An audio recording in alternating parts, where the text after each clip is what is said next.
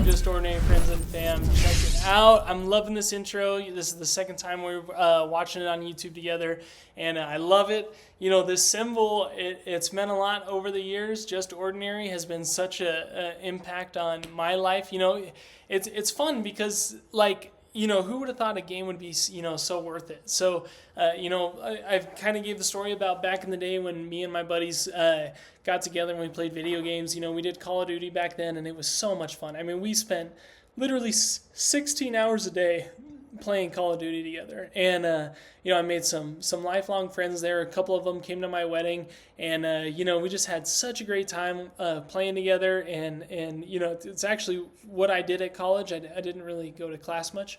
I just played Call of Duty, and you know, I was ranked like, oh my god, third in the world in Search and Destroy. I had over like 14,000 wins. I mean, it was just. It was ridiculous, okay? A little bit too much, but, you know, I will say, like, we started our own esports organization, and we got to travel around a little bit, and, you know, Juju, he was, like, my team captain, and we had so much fun together at these. We went to 5 Major League Gaming events all across the United States, everywhere. MLG Anaheim, Ohio, Miami. Yeah, it was just, we had a lot of good time. So, what I'm getting at is, like, you know, gaming is an escape for a lot of people, and not only just an escape, but it's like their hobby. You know, it's their passion. It's what they do when, you know, life is, you know, let's admit it, right? A lot of gamers now that grew up with like Call of Duty and stuff back then are now in their 30s, and so, you know, it's like these times were so great with everyone. It's nothing wrong with just going back and reminiscing a little bit. You know, Clash of Clans I've been playing for over 10 years now, and you know, it's just that's a long time. That's a long time. So anyway, in this video, I'm going to be commentating some of them. I'm going to be talking through some of them. We got 17 and a half minutes to kill here with each other, so I'm going to show off, in my perspective, some of the best attacks of the war. First one is Emotican. I will say, Emotican has stepped up his game, not only in push, but also in leadership within the clan. He's doing his personal sacrifices with, like, spending money to get bases. He's doing an insane job with helping review bases and providing bases to us for some excellent defenses and Legend League pushes. So I'm really impressed with this member, and, you know, I'm looking forward to what he is wanting out of Just Ordinary, and I hope that we can, you know, give it to him. So he's super OP. Obviously, his bases are insane, and then he's also an extremely good attacker. I think last time I looked last night, he was top 1,000. So yeah, well worth it. I'm so surprised that blimp got there. He uses the 3 Yeti in the blimp, and I was like, with the mono targeting it and the freeze from the IG and all that stuff, I was thoroughly surprised that the Yetis made it into the town hall there. And then he's got the rest of the cleanup. These drags are so OP right now, and there's a ton of variations of this attack, but this is definitely one of them. It's just so OP. You're going to see a lot of, especially in this war, you're going to see a lot of those attacks. This is back to roots. You know, they're a pretty popular clan that we hit, and yeah, I will say it's super annoying and frustrating with this win streak, you know, dilemma right now, just because we have, you know, war after war, we're shooting for 40, 45, 50v wars, and each one that we do, it's like another Champs 1 team, you know, and it's all like, you know, they're placing high, and, you know, maybe that's just the way the game, like, you know, I was watching a Galadon video at one point, and he had a very good point. A point that he made is, you know, a lot of the people complaining about Town Hall 17 and whatnot are people that have been around the game for a very long time, right? So they're seasoned veterans at this game. So, you know, you're not getting a lot of new players at the Town Hall 17 because it takes literally like 5 years to get to Town Hall 17, right? Like, that's a lot of grinding, and not a lot of people, especially that are behind the game that far, are just going to pick up a 10-year-old game and say, yeah, that's a game that I want to play, and max it out, and then get into, you know, a clan of 20, you know, 30, 40, 50 people, and then, you know, play the game. No, it's like the people that are playing the game at that elite level are the players that have been playing for a very long time, so they're typically going to be all max. They're typically going to be very elite players. They're going to care. So the gap has truly shrunken on how many players that are playing are like, elite status, or maybe not even elite, but at least experienced veterans to where like, okay, they know how to play, they're here to play, they're not so much freebies anymore. So anyway, that's my 2 cents on the whole ordeal. We have 2 extremely good attacks from Ghost. He's going to be warring with us for this month, or at least right now for the foreseeable future. Always a welcomed guest because he was with Just Ordinary a long time ago. So, and honestly, I think Ghost is going to be a world champ this year. Between his base building, his attacks, like, I think he's literally going to be a world champ player this year. He's really taken it serious. He's taken a lot of time. He's building bases. He's attacking, trying different strategies. He's executing the mission. I mean, he's doing all the great things, right? Executing the mission. Okay, so that's how you know I'm in the Air Force, right? So, yeah, I'm just going to let that slide. We're not going to talk about that. And, so Ghost is just insane. I'm super excited to see his attacks, and maybe, the clan can learn a thing or two from him while he's in Just Ordinary for a while. All of these replays are going to be on 2 times speed just because, we're getting through like 8 attacks right now, and rather than commentate on a, 25, 30-minute video, we're just going to, summarize it, get a couple attacks in, and go from there. I wanted to showcase this one, though. This is KC. This is probably the 3rd oldest member in Just Ordinary right now. He used to be in Short Bus Gamers back in the day, and I will say I was very impressed by this Warden walk the Grand Champ walk that he did in the core here. I mean, he was able to take out so much, was able to create a super great L-shaped funnel ambush into this base, and then it's perfect. He uses the Rage Vial with the Grand Warden to go around, and which essentially lets him save like a Rage spell, because it's kind of nice to have the drags with the Rage spell, but it's not required, so it works out for him really well. And then he uses the Grand Champ on the backside after he recalled with the Rocket Spear, and was able to take out a ton of those other defenses that, 1, is going to enable the cleanup quicker, and then 2, it eliminates like how much trash is actually on the outside. So this was a very good attack. I'm very impressed. Awesome hit, KC. Excited to see the next war. And then, all right, let's roll down to the next one. And then, just as a disclosure, I put like my attacks on the last few, just so that way, like, I'm showing my hits as well. So I think the last 4 attacks, or the last 2 attacks, are mine. So this is Tej D. Now, surprisingly, I don't think I've ever talked to this member. He came over with the merge with Savage Elite back in, about 6 months ago or so. So I know that he also has an account in War Agency. That's something that, I can elaborate on that real fast. War Agency, right? From my understanding, it's like, it is. I've seen their war log, and I've talked to a few of their members, and they have a very, very elite clan. I've always tried to be friends with them and like try to communicate, associate, and like build a relationship with them. Nothing. They like refuse to talk to me. They refuse to have any involvement with me.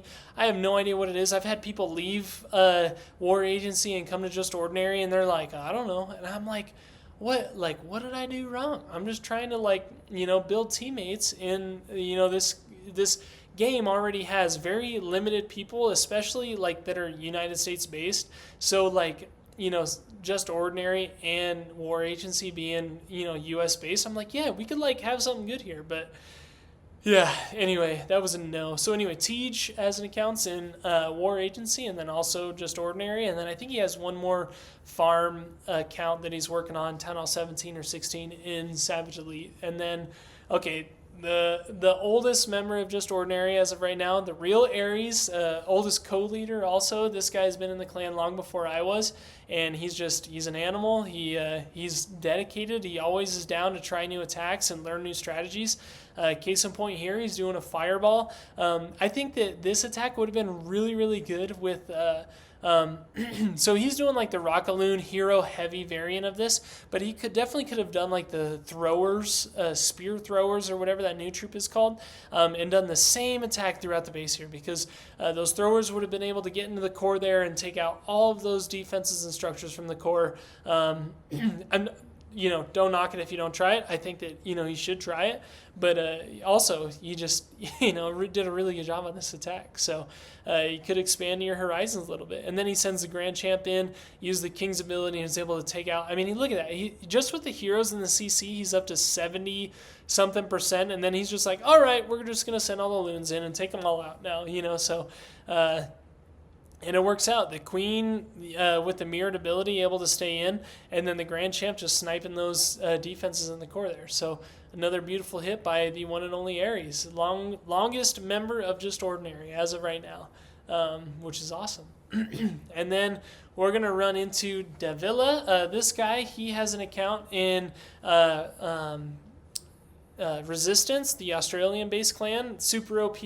They're friends with it used to be, I don't know, maybe somebody can elaborate with me, but Addicted to Cock, Addicted to Clash of Clans, that clan, I saw they were on a 80-something win streak, or maybe it was 100, and then they lost one, and then now their clan description says RIP, long live A2C, so I'm curious to what happened to them, especially because I didn't always have the best terms with them. So, I just want to know, hell, what happened? I wonder if, something bad happened or whatever the case is. So, if anyone knows, let me know. I'd be interested to hear. So, but regardless, Davila, he puts up 21 stars every single CWL for the last 5 months that he's been with us in warring in Champs 1. So very valued member of this clan. He's super OP, and I never have to question. He's always tripling. Always, always, always. In the most recent war that just ended in Just Ordinary, I'm going to do a recap. We actually perfected the entire war in an hour and a half. So it was a 45v war, and we got 45 triples in an hour and a half. I guarantee you some of those members are not going to be very happy because a lot of people like to wake up and are like, oh yeah, let me get some bases. I want to hit some bases, but sorry, it was quick. You got to be quick on the draw, So, yeah. And, all right, Cam.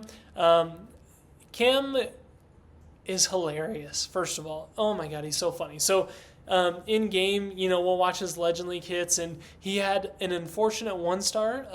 The first time that I spectated him, and then ever since then we just give him crap because he 1-starred, and there was 3 people watching, and so but honestly I think he's 64 for 64 of his last attack, so he turned that ship around. Also a very good book if you guys haven't read that, Turn the Ship Around. It's about essentially finding motivation and establishing motivation in your team, so that way they're not underperformers anymore, they'll be overachievers. So yeah, I'm going to drop stuff like that every now and then just because I think it's very valuable. And yeah, so Turn the Ship Around. If you want to read it, you should read it. It's a good book. And you can use it for, your workplace or whatever. Now, yes, guys, I did 1-star, okay? I did 1-star, but that's okay. It was just a fluke. I actually re-attacked the same base with my other account and tripled it with a different strategy. So I'm going to show that coming up. But yeah, it was a fluke. It was my bad. I 1-starred in war. Yeah, I'm sorry. Okay, nobody's perfect. Well, there's a few people that are perfect in Just Ordinary, but that's just not me. And again, I'm using the same strategy. I take this out. I unfortunately wasn't able to establish a good L or U shape in this space, but I was able to get the CC and the Queen to take out that whole right side while the drags went through the core of the base there. And then, yeah, the Minion Prince was supposed to shoot that direction and freeze all those defenses that are, going towards my army, not towards the random Dark Elixir storage in the corner there. So my bad, or the Minion Prince's bad. I don't know what it targeted last second there, but regardless, it's still a triple and a quick triple too. This attack really could go either way.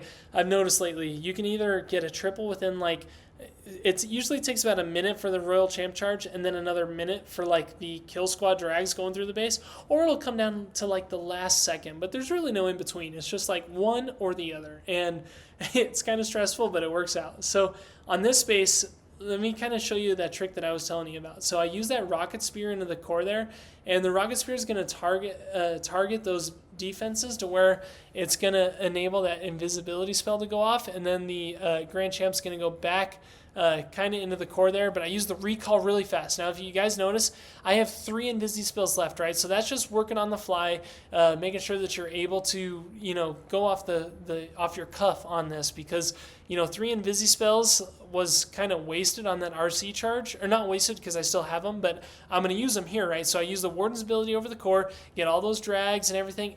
Incredible use of the Minion Prince. It just goes over all those defenses in the bottom corner, that 6 o'clock to 4 o'clock range, and then the rest of the troops just go through the side. Now, as you can see, it's getting really close, right? This is going to look like another 1-star, okay? But the use of those Invisi spells is what clutched this and got the triple. So, yeah, right now, I guarantee you, every person's thinking, oh, no, this is a 1-star, right? This is a 1-star. But right here, going into these last little defense, or the Town Hall and those storages, I use the Invisi spell, and that's going to enable that Minion Prince to target the Town Hall and then, move on to the King and whatnot, and then take the rest out. So I will say I was pretty happy about that one. I clutched that up. And then here is replay number 2. This is the base that I 1-starred on.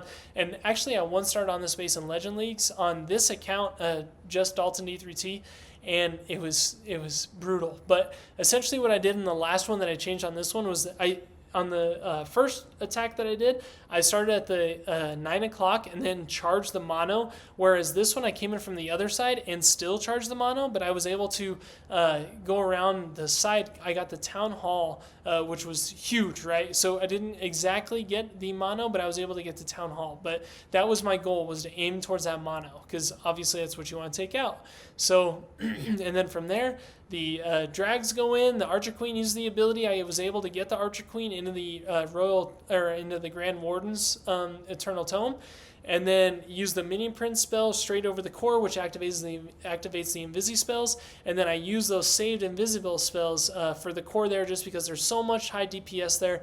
If I can get those my troops not targeted by those defenses, then I'm going to take it, because it's just going to increase their livelihood throughout the rest of the raid. So that's it, guys. That's a wrap. Back to Roops. We tied. Very OP clan. They had some really good attacks. We had some really good attacks.